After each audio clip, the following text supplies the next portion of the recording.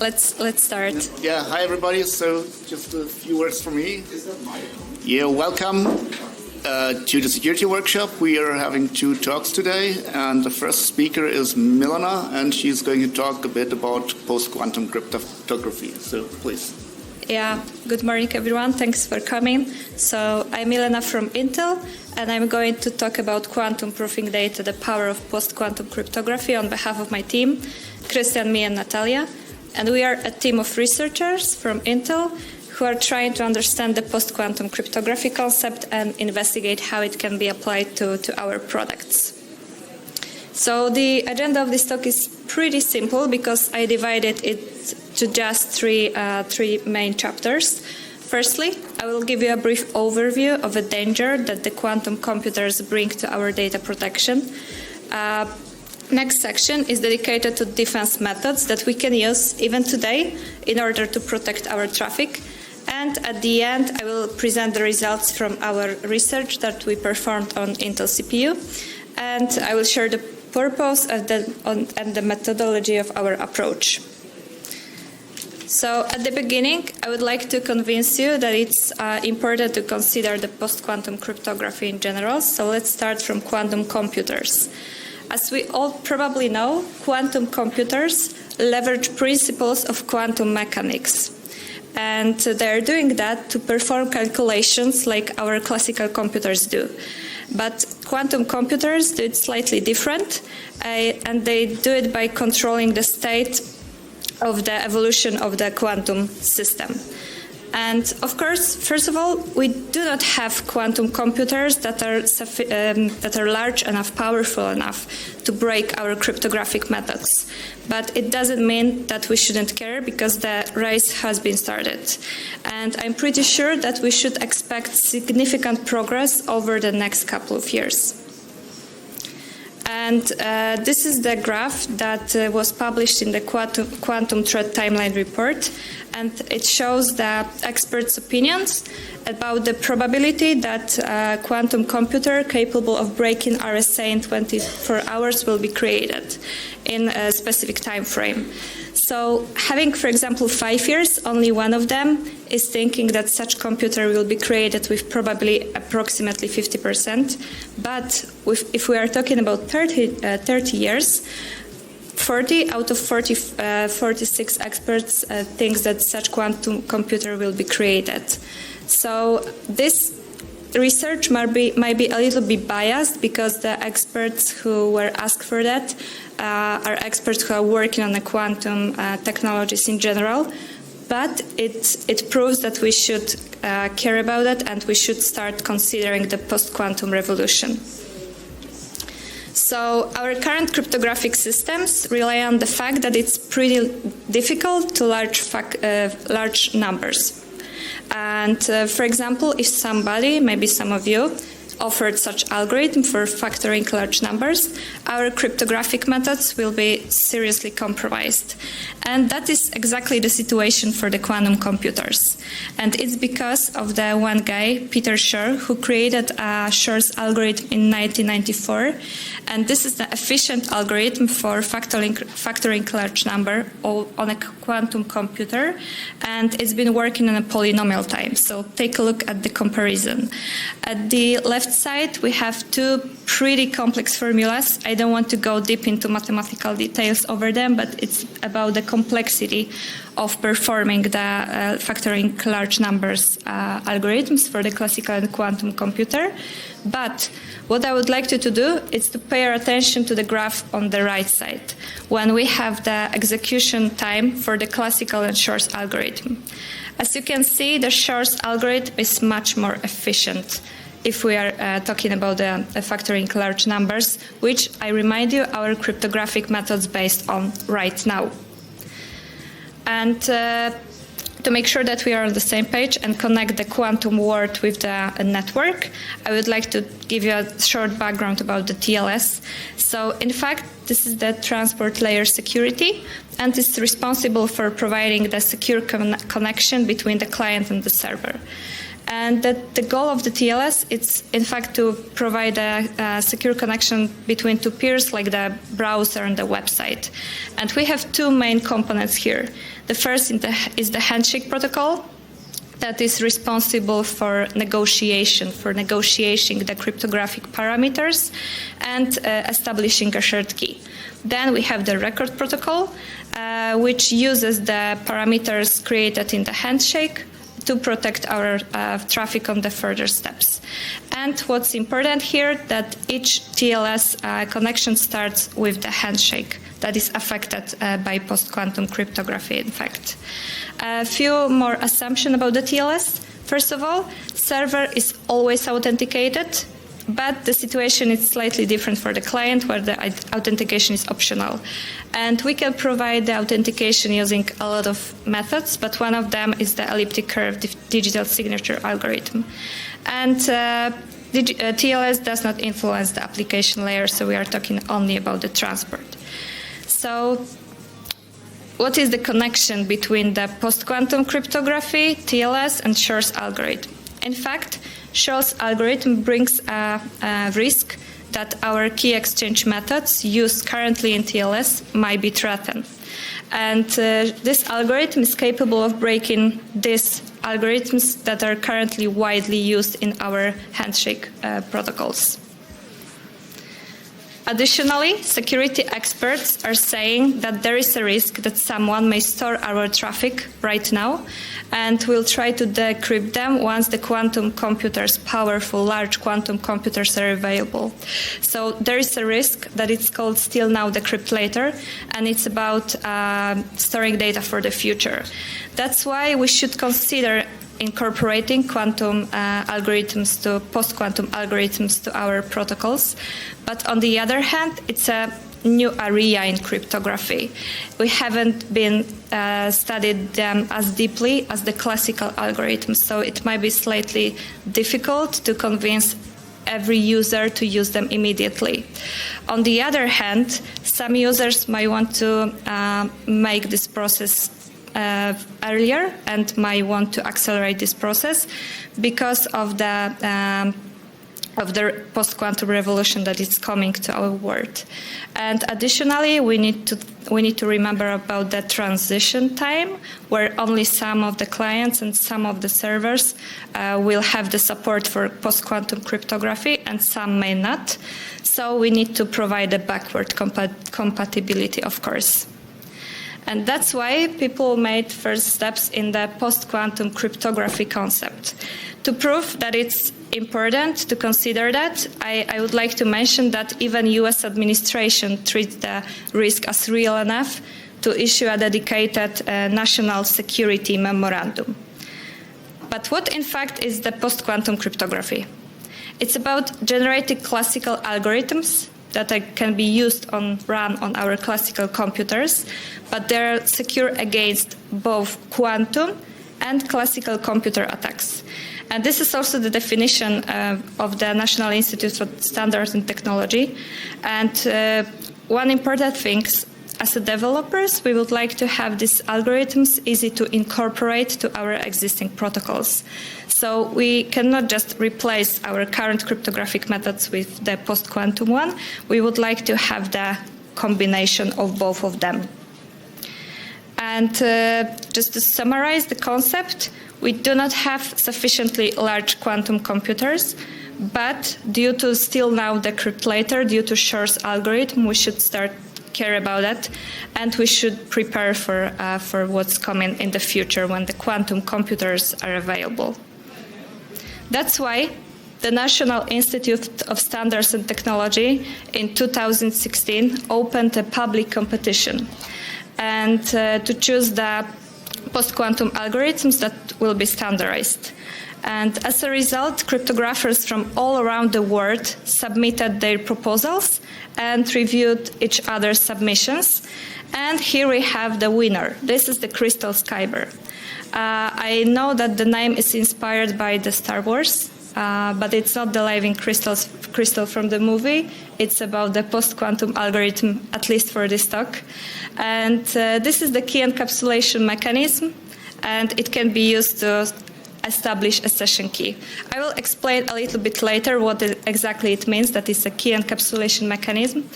And I would like to mention two things. The first is that this is the winner in the public key encryption and key establishment algorithms category. We had several categories in this competition.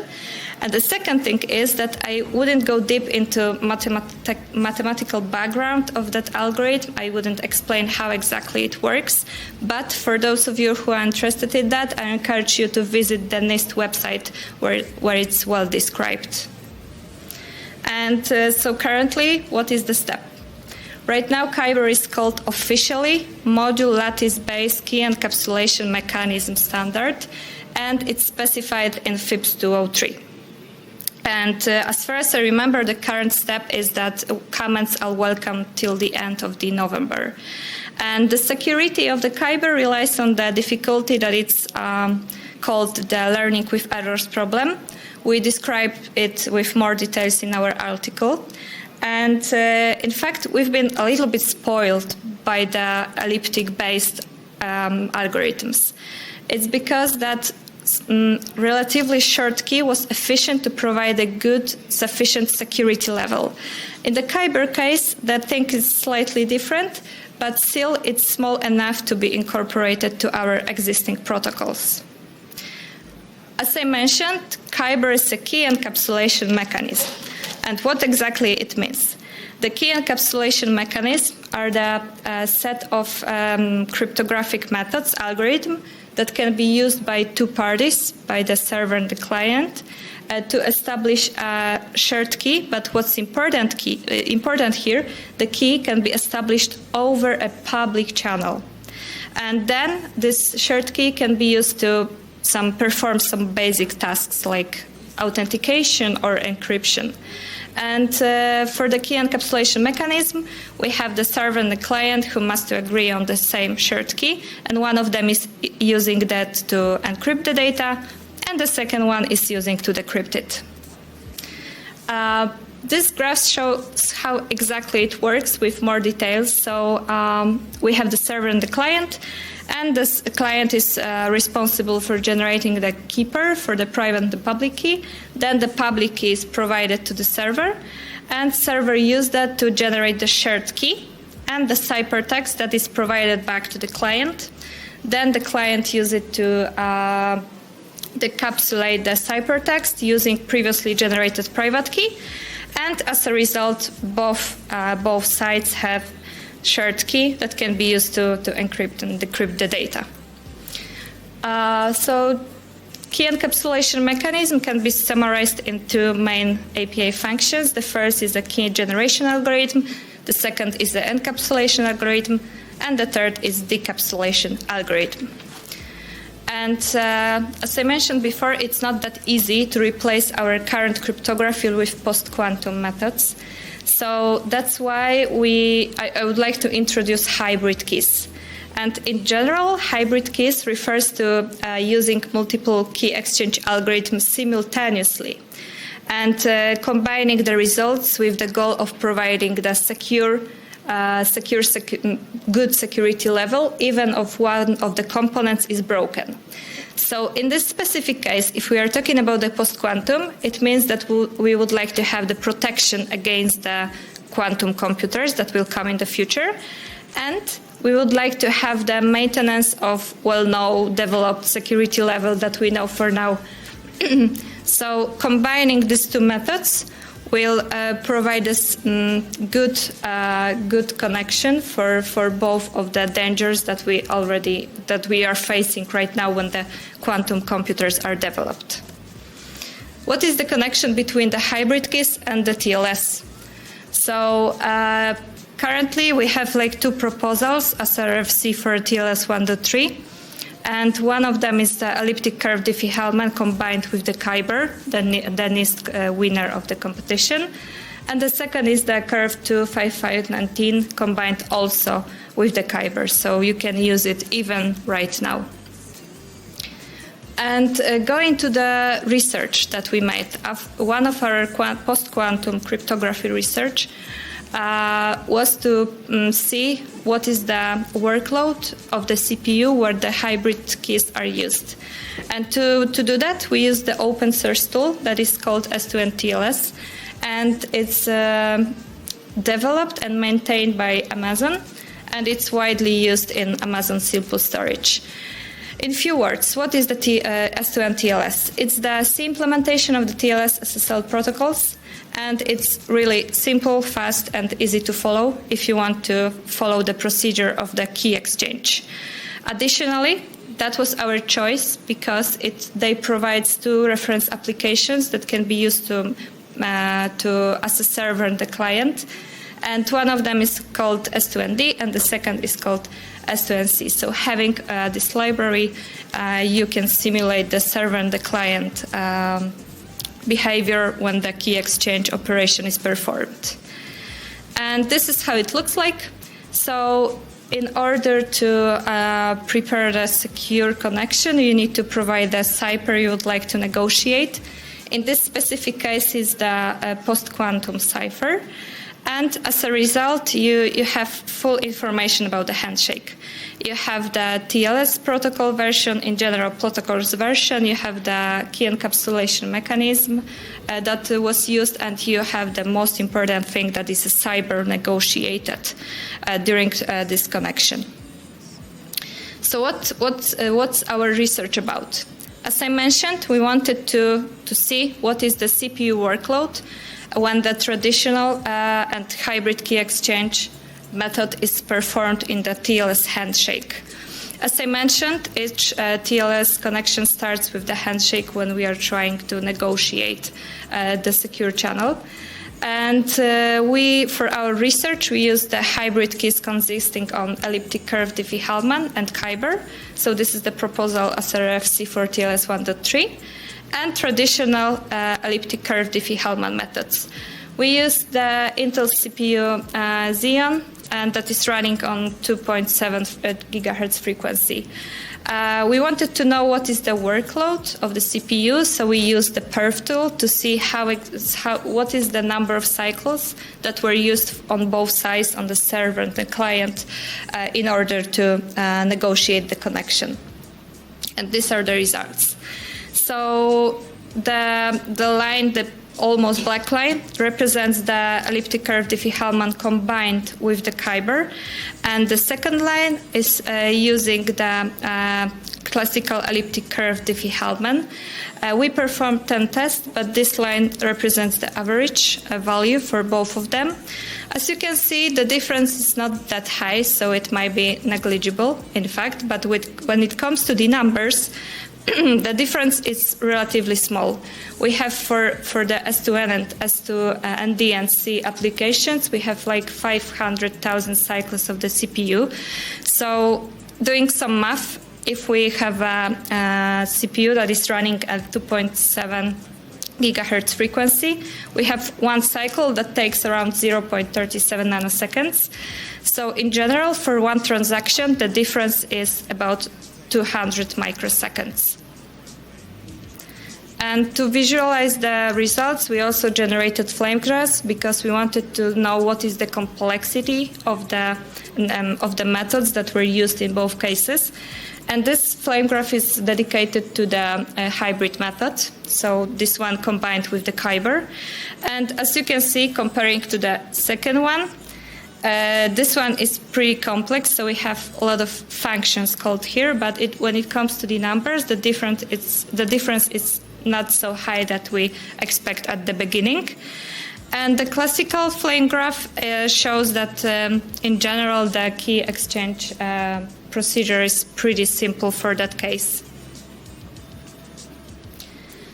Okay, so these are a few things I would like to remember after this talk. So first of all, our sensitive information are currently protected by the algorithm that can be threatened by the quantum computers. That's why NIST announced a competition And as a result, we have Crystal's Kyber. This is the winner of this competition that can be incorporated to our existing protocols. We also have a risk that someone may store our traffic right now, especially the key exchange, and will try to decrypt that traffic when the quantum computers are available. So to mitigate that, we wanted to know how to incorporate the post-quantum cryptography to our current methods. And we made the comparison between the hybrid keys and simple elliptic curve Diffie-Hellman. And it shows that the post-quantum cryptography does not affect CPU notably. So that is the proof that the post-quantum cryptographic methods that can be used in your protocols even right now. And every time you're making a connection, you're making a handshake negotiations, ask yourself if it's the quantum resistant, if your data are safe against the quantum revolution that is coming to our world. And that's all. Thank you. It's a time for Q&A. Yeah, thanks for your presentation. So, are there questions or comments?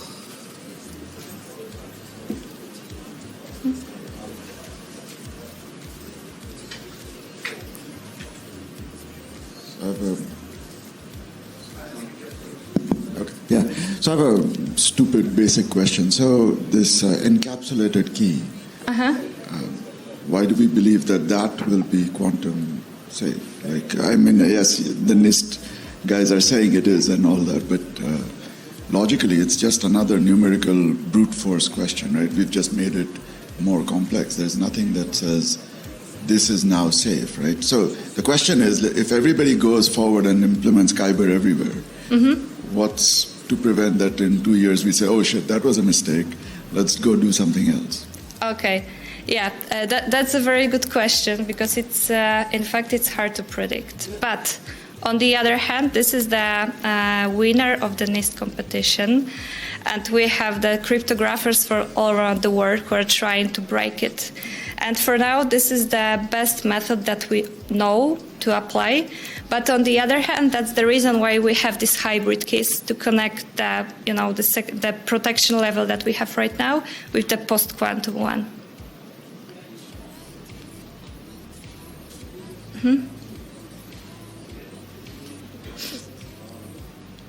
You mentioned that the post-quantum crypto makes the keys larger. Do you have any data on how much? Comparing to elliptic curve-based algorithms, yes, keys are a little bit larger, but it's similar as far as I remember to AES keys. I think.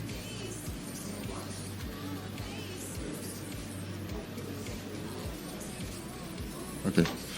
There were some concerns that the post-quantum keys will not fit into MTU anymore for like TCP fast open. I'm sorry, I cannot hear the question. There were some concerns that the post-quantum keys are larger than the MTU, so they cannot fit into a single packet for TCP fast open. Yes, I've heard about that, and as far as I remember, the current approach is to divide into to split into two TCP packet to perform the whole negotiation, yes. But that's, as I mentioned, we've been a little bit spoiled by the elliptic curve-based cryptography because, for example, the MAC Alice, as far as I remember, is about megabytes of the keys. And then we have the elliptic curve-based, where they're relatively short to protect a good protection level. Kyber is slightly different, but still it's relatively small comparing to the other proposals in the NIST. Thanks for the question. Further questions? We have a question online. Okay. It's from Joel Samaro. Do you have any research on how TPM 2.0 architectures will play a role with the new PQC algorithms? I'm sorry, could you repeat the question? Do you have any research on how TPM 2.0 architectures will play a role with the new PQC algorithms? Unfortunately, I do not have such data. Yeah, but that's a good idea. The question really is, can it fit the key, right? Because it doesn't do anything else other Yeah. than, so it really goes down to the key size question again. Right? Yeah. Further questions? Comments? Last chance. Okay, then thank you for presentation. Yeah, our next speaker is Daniel Su, and he is talking about multi-core IPsec tunnels. So Daniel, please. Hello, thanks for coming. This is on multi-core IPsec tunnels. I guess before I begin, I should acknowledge that I didn't do like a lot of this work. In fact, I didn't do most of it. This work has been ongoing for a number of years. A lot of people have contributed. One person I actually like to call out because he came in pretty late was Jonathan, my colleague Jonathan. He hacked on multi-buffer support for the ENA driver, as well as another patch for, there's like a queue having issue with XTP on ENA that I'll go more in detail on later. So to step back a bit, multi-core IPsec tunnels, or they're also called PCPU IPsec tunnels. The motivation, there's a couple motivations. One is that IPsec tunnels have fairly well-known scalability limitations. For example, on the TX side, TX could happen on any CPU, and the protocol is inherently designed where there's some shared state. So you have to synchronize updates to, like, for example, the counter. On the RX side, because of reordering concerns, you can't really parallelize decrypting one tunnel. So it's all really bound to one CPU, adding to the bottleneck. The second thing is that link speeds vastly are outpacing single tunnel performance improvements. For example, it's really easy to get 100 gigabit NIC on AWS these days. And then the last thing is almost all modern systems are multi-core, so if you're shipping some kind of appliance and you're not using all the cores, then you're kind of leaving stuff on the table.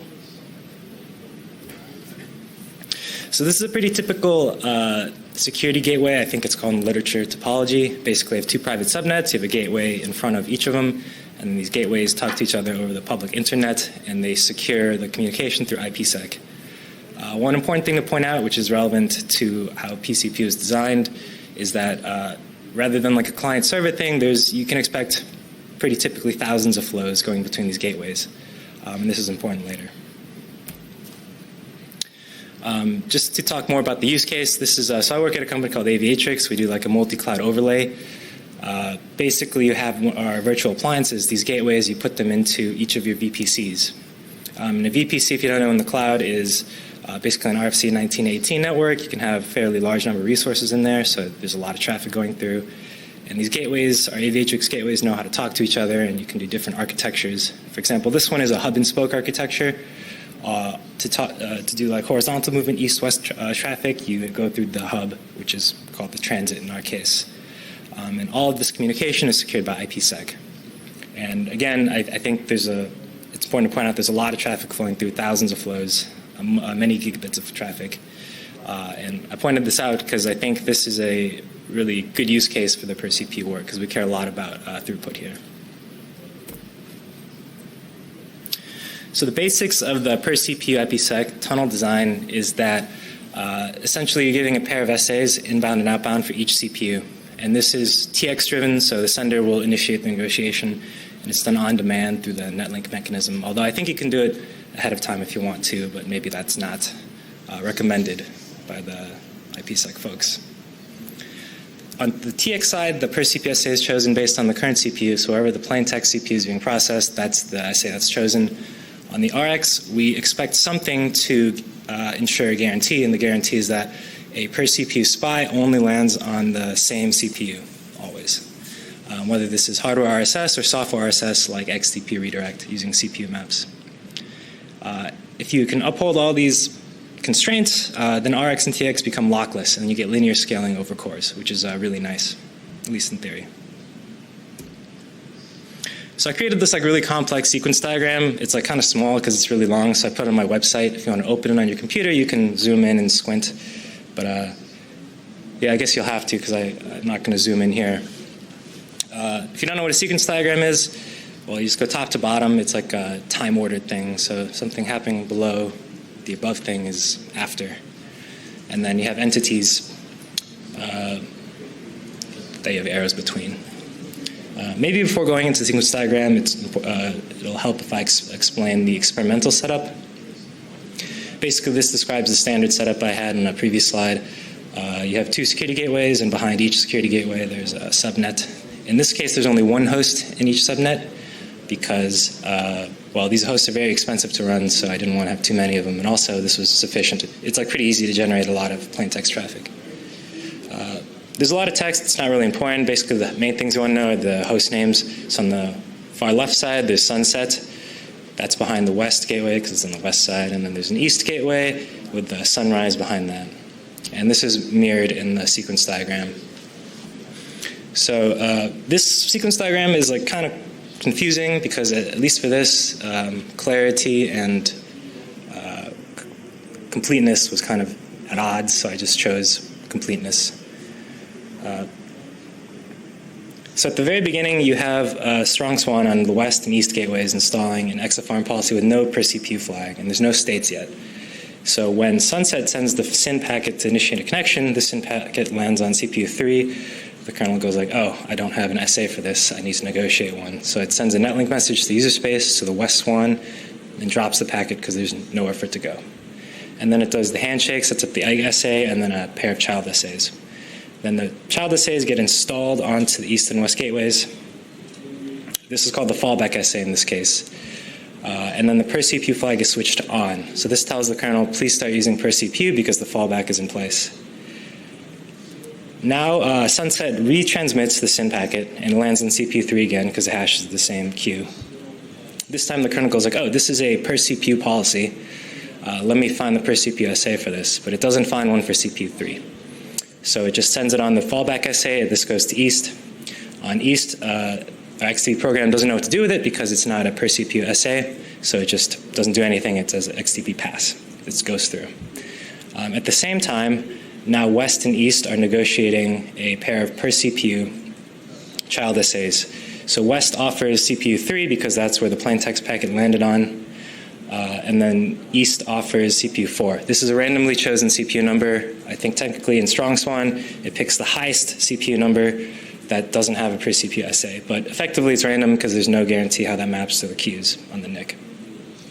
That gets negotiated. The per CPU SAs are installed. At the same time, the reverse flow is beginning now. So Sunrise is sending the SYN-ACK back to Sunset. This plain text packet lands on CPU 5. The same thing happens, and another negotiation happens, and then the encrypted packet is sent on the fallback, XTP pass, then 5 and 2 are installed on east and west. Now the forward flow happens again. The SYN-ACK comes through in flow A and lands on CPU 3 again. This time the per CPU SA is chosen and it's encrypted and sent on there. But on east this time, the XTP program recognizes the per CPU SA and redirects to CPU 4. And then the whole thing happens basically again in reverse, and then another CPU is chosen for a different flow, and the whole process repeats. I don't know if I got this completely right or not. I hope it's right, so just tell me. I'm sure people in here know better than me for some of this, so just let me know if it's wrong, but otherwise, I think this is a pretty useful diagram to show how all the pieces fit together, because it's not super clear even from the IETF drafts. So I think a diagram is nice, and it would be nice to keep like on a website somewhere and just keep up to date. I think I updated this for the version 2 of the draft, although this whole talk, all the results are done in version 1, on the version 1 code, but I don't think it's that much different other than negotiation.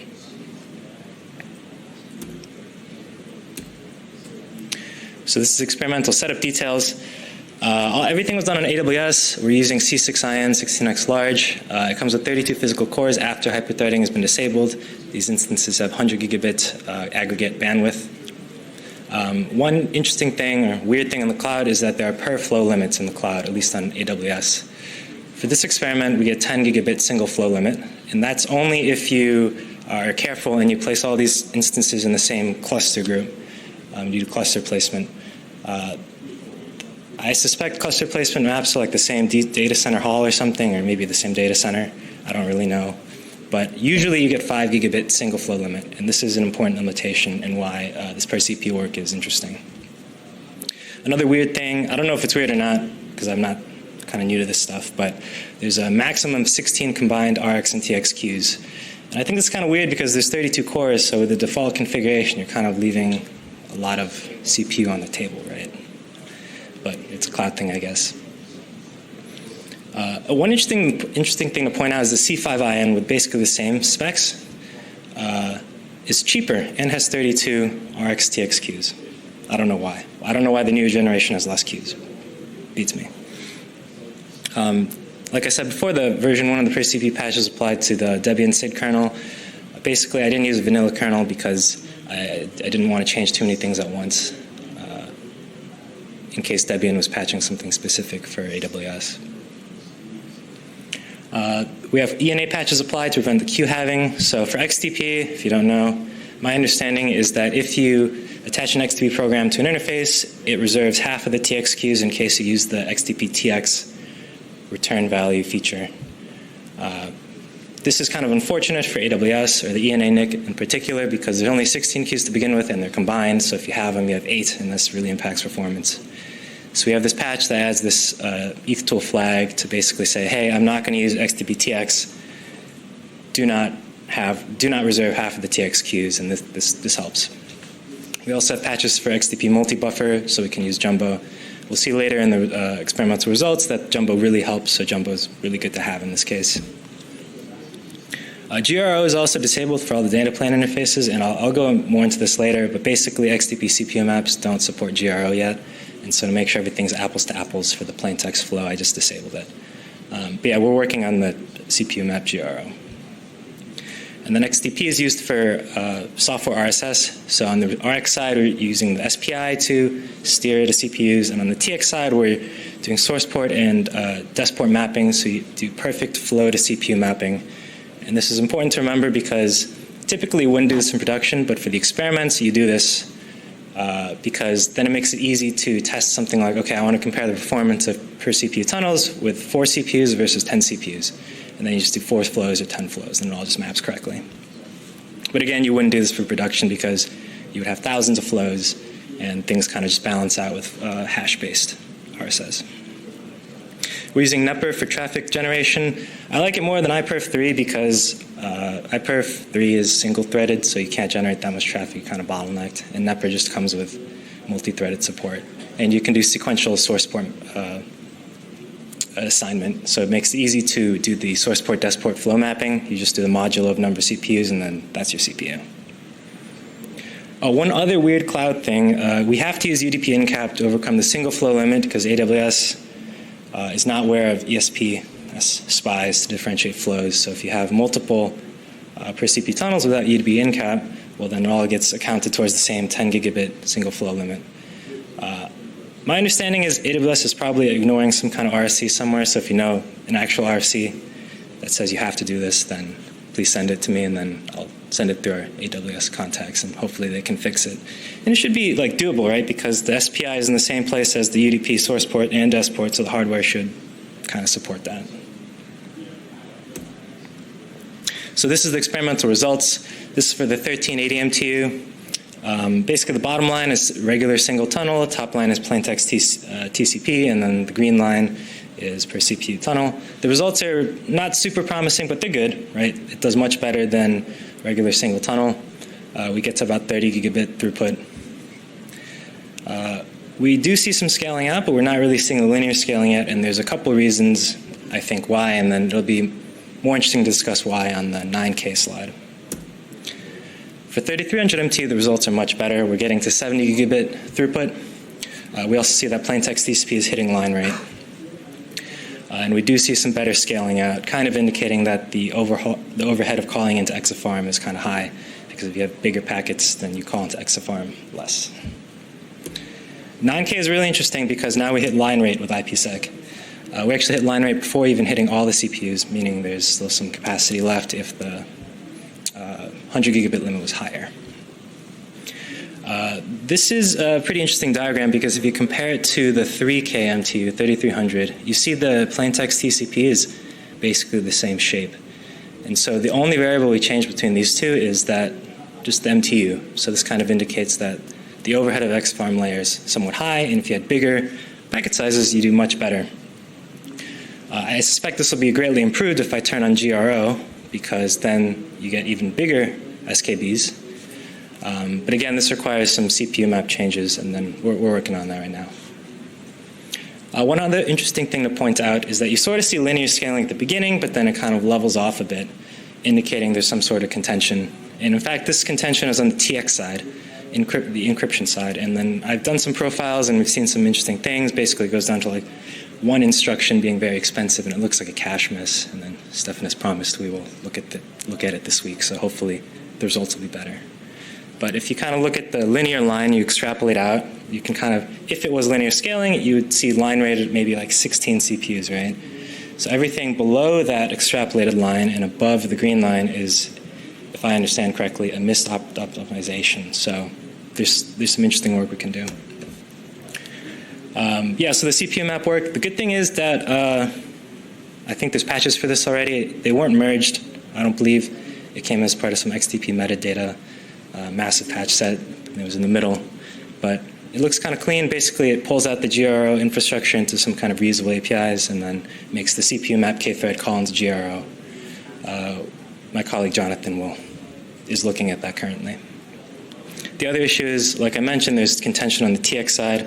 Exafarm state find is really expensive. This one 32-bit compare instruction is taking up like a lot of cycles, so it's like it involves a dereference, so I think it's a cache miss. But these are the immediate things we can look at. And obviously the flow table stuff is really promising. Really excited to try that out. That should help even more. It's unclear if combining that with GRO will help or not, but something to try, I suppose. But yeah, this work is really promising and exciting, but it requires a lot of changes everywhere. I've already begun the upstream process. I sent some stuff to XTP tools, the flow mapping thing. I sent an RFC for the BPF patches, for another XTP K-Funk helper, and then there's a bunch of other stuff we're working on. But yeah, this is all I had. Any questions? Questions?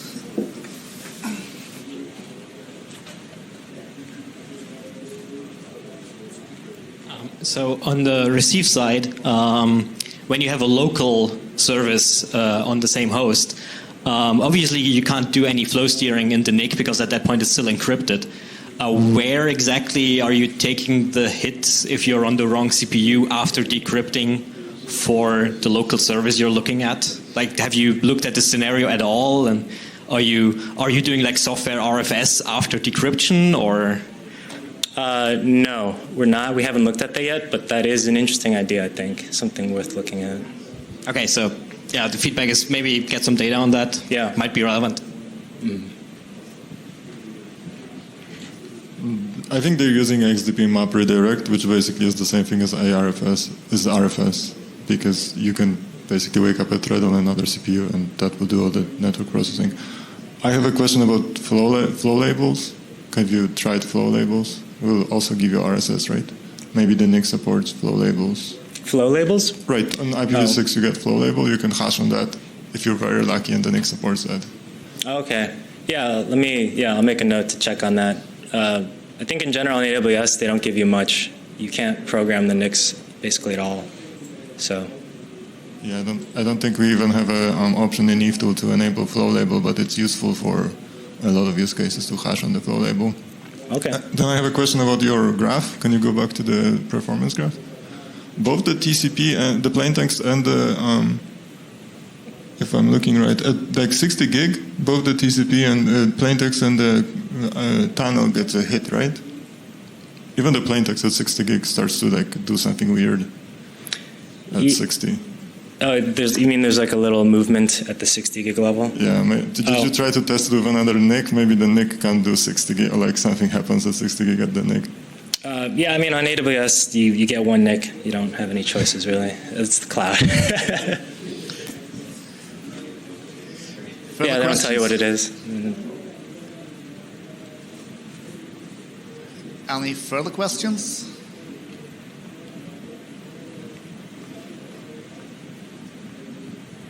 Hi. Have you compared IPsec with WireGuard for the performance? I haven't compared the performance.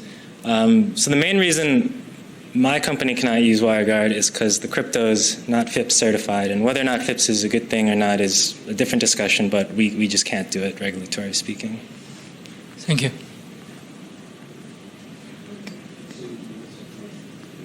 Okay, we have time for more questions.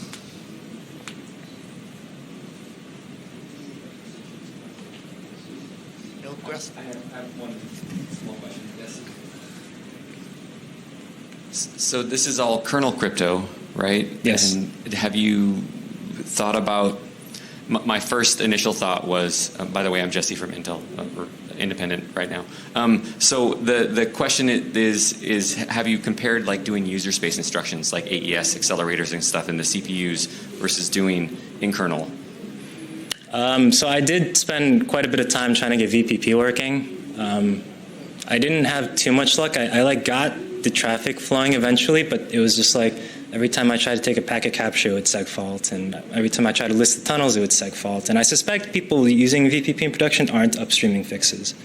That's why like this basic stuff crashes. So I tried, but I couldn't do it. Okay, anything else? Some question? Okay, if that's not the case, then thank you for being here. That was the security workshop, and we will see you next year. So thank you. Thanks for joining us.